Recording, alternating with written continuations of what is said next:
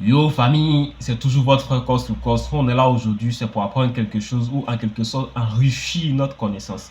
Ok, aujourd'hui si nous sommes là, c'est pour parler d'une tribu. Une tribu qui est un peu isolée, une tribu qu'on entend moins parler de. On voit beaucoup par les médias, mais on ne sait pas qu'est-ce que c'est, où ils sont, comment ils font, pourquoi ils le font.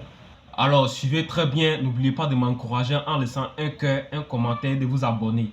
Ok, c'est quoi la musique? La musique, c'est un tribu primitif isolé dans le sud de l'Éthiopie, à l'ouest d'un parc national qu'on appelle Parc Mago, au bord d'une rivière qu'on appelle la rivière Omo. C'est un peuple, ils ne sont pas trop en contact avec les autres peuples. Un peuple dont les femmes portent les dix de plate sur leur bouche. Ils se déchirent un peu les lèvres. Je ne dis pas même pas un peu. Ils se déchirent carrément les lèvres, en bas des lèvres ici là. Ici là, je ne sais pas comment on appelle ça, mais ils déchirent ça pour placer des digues de plate. La raison principale de cette pratique était de devenir laid. Oui, vous avez bien entendu, c'était de devenir laid.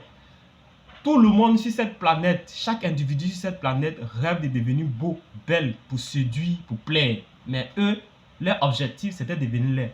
Pourquoi veulent-ils de devenir laid? Alors, ils se rendaient laids pour éviter les enlèvements et d'être utilisés comme esclaves par les autres peuples. Ils se disaient quoi? Dans le temps, vous savez, au moment où l'esclavage était chaud là, les gens, les autres peuples, ils venaient enlever les jeunes filles. Les jeunes filles et les jeunes garçons se faisaient enlever pour être réduits en esclavage. Et les jeunes filles étaient utilisées pour des besoins un peu vulgaires. Alors ils se sont dit comme ça, du coup si on devenait vilain, comment les gens vont s'intéresser à nous? Donc c'est dans ça ils se sont mis dans cette pratique jusqu'à ce que ça devienne une tradition pour eux. Apparemment ça marche. Donc c'était ça l'objectif de ce piercing. Mais maintenant c'est devenu un symbole de courage et de beauté. Donc maintenant à partir de 10 ans, eux-mêmes ils prennent les jeunes filles, ils en vont, ils font le piercing, ils commencent à mettre un bout de bois jusqu'à ce que ça atteigne une certaine dimension où ils vont commencer à mettre, ils vont mettre des platines en argile. Dans d'autres circonstances, la largeur du dick sur la bouche de certaines femmes désigne leur supériorité ou bien le prix de leur dot.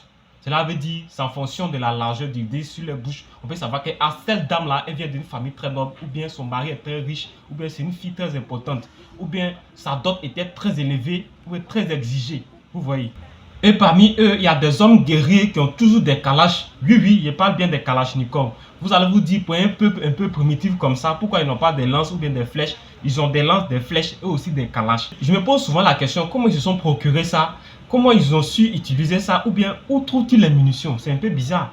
Dans la prochaine vidéo, je vais vous expliquer comment ils ont eu tout ça, ou même comment ils ont su utiliser ça. Et on va parler aussi du peuple Maasai et des pygmées du Cameroun aussi.